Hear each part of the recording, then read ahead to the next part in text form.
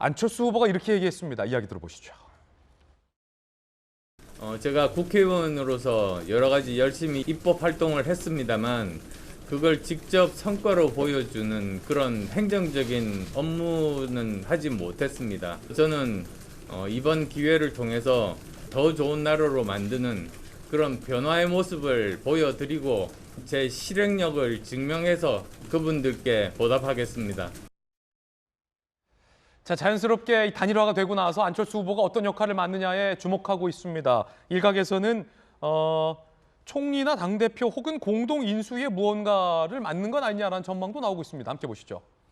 자, 박성배 변호사님, 지금 많은 언론들에서 추측하기로는 공동 인수위원장, 국무총리, 합당 후 당권 도전 이렇게 세 갈래로 좀 보고 있는 것 같아요. 어떻습니까? 안철수 대표가 명시적으로 어떤 역할을 맡을지 언급은 하고 있지 않습니다. 아직은 윤 후보가 당선되지 않은 상황이기 때문에 당선을 전제로 이 문제를 논의한다는 것 자체가 국민들에게 썩 좋게 보이지는 않는다는 점을 감안한 것으로 보입니다. 그렇지만 누구나 예상 가능하듯이 단일화는 이번 선거에서 상당히 중요한 변수로 작용할 것이고 윤 후보가 당선될 경우에는 안 대표의 역할을 결코 과소평가할 수 없습니다.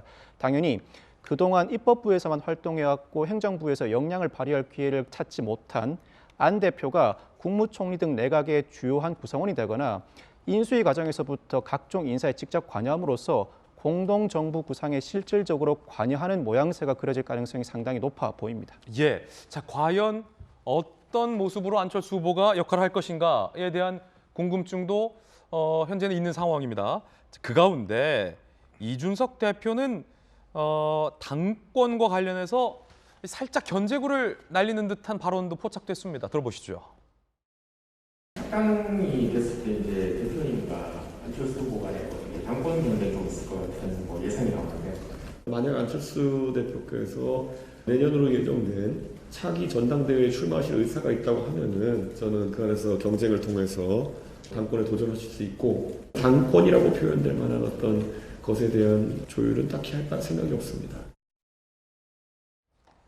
자, 그런가 하면 이재명 후보와 여당의 반응, 그리고 여당 반응에 대한 또 야당의 반응, 그 반응들, 정치권 반응도 전해드리겠습니다. 이재명 후보 이야기 들어보시죠. 과연 안철수, 윤석열, 안철수 후보의 단일화에 대해서 이재명 후보는 어떤 반응을 보였을까요?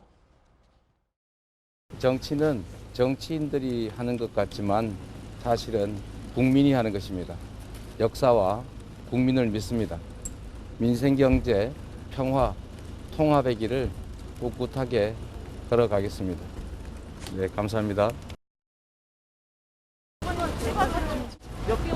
나중에 또 말씀드릴게요. 네, 감사합니다. 혹시 안철수 후보님이랑은 어떤 접촉을 해보셨는지. 정익준 변호사님, 네네. 이재명 후보가 차분하게 정치는 국민 하는 것이다, 역사와 국민을 믿겠다라고 했는데 추가 질문을 받지 않았습니다. 네네. 이 장면도 좀 흥미로운 대목이었는데, 왜냐하면 윤석열, 안철수 후보가 단일화 협상을 했던 게 토론회 직후 새벽이었잖아요. 그리고 토론회가 있던 그 순간 장제원, 이태규 의원이 모처에서 회동을 하고 있었는데 네네. 그 시각 이재명 후보는 이 사실을 꿈에도 알 수가 없었죠. 네네. 그래서 토론회 말미에 안철수 후보에게 이재명 후보가 TV 토론에서 러브콜을 보냈단 말이에요. 네네.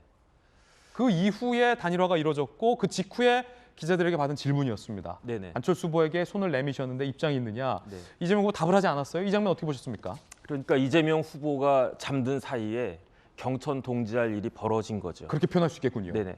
그다음에 정치는 국민이 하는 것이다. 저는 이재명 후보가 아주 정확한 말씀을 하셨다라고 생각을 해요. 그러니까 안철수 후보가 무엇을 요구했습니까? 여론조사를 통한 경선을 통한 단일화를 요구를 했는데 그것이 많은 사람들한테 어떻게 비추어졌느냐? 이것은 정치적 횡재를 기대하는 것이 아닌가 이런 생각들을 많이 했거든요. 그런데 안철수 후보는 주요 네 후보 중에 유일하게 이과 후보예요. 그렇습니까? 네네. 아, 두 명은 그러네요. 변호사. 네. 심상정 후보도 그 역사교육 전공하셨으니까 이과를 전공하신 분은 안철수 후보다. 그다음에 안철수한테 기대하는 건 그렇기 때문에 과학적이고 합리적인 걸 기대하는데 지금 보여지는 행태는 어떤 행태였느냐? 정치적 횡재, 그러니까 사행성을 기대하는 모습 아니냐? 이런 압력이 그 알게 모르게 무의식적으로 안철수 후보에게 굉장히 강력하게 가지 않았을까 저는 그런 생각이 들거든요. 그런 국민들의 그 생각들이 안철수 후보를 움직이는 아주 중요한 동력 중에 하나가 된 것이 아닌가. 그래서 그런 의미에서라도 이재명 후보의 저런 말씀은 굉장히 정확하게 사태를 본 것이다. 저는 그렇게 생각을 합니다. 이재명 후보 입장에서는 다소 안철수 후보에게 내민 손이 민망할 수 있겠군요. 민망해졌군요, 상황이 좀. 그렇게 돼서 굉장히 실망을 갖다가 할 것이라고 저는 생각을 갖다가 합니다. 왜냐하면은 제가 어떻게 생각을 했냐면 안철수 후보의 가치는 그 스스로의 지지율을 높임으로써도 있지만 더 큰 가치는 어디에 있느냐? 이재명 후보와 윤석열 후보의 격차가 좁아지면 좁아질수록 그 가치는 폭등할 것이다. 이거는 이재명 후보와 그 윤석열 후보 둘 다 잘 알고 있었을 텐데 결국 최종적인 승자는 윤석열 후보가 된 거 아닌가 싶습니다. 이 안철수 후보 구애와 관련해서 네네. 서특보. 그러니까 이제 선거를 이기기 위해서 구애했지 않았다로 부정하진 않죠. 당연히 선거에서 이기기 한 건데, 근데 민주당도 그렇고 이재명 후보 저도 그렇고요.